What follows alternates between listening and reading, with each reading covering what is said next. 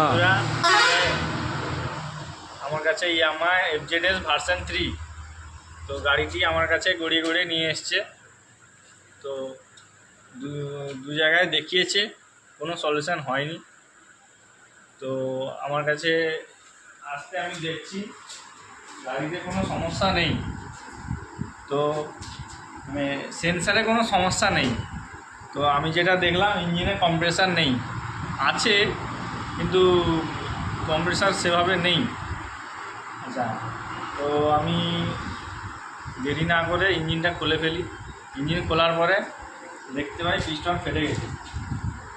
দেখা, এই দেখুন পিস্টন ফেটে গেছে। আপনার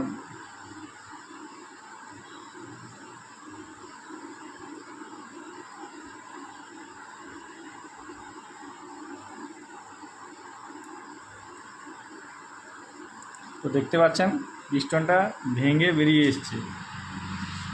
দেখুন, দেখেছেন? তো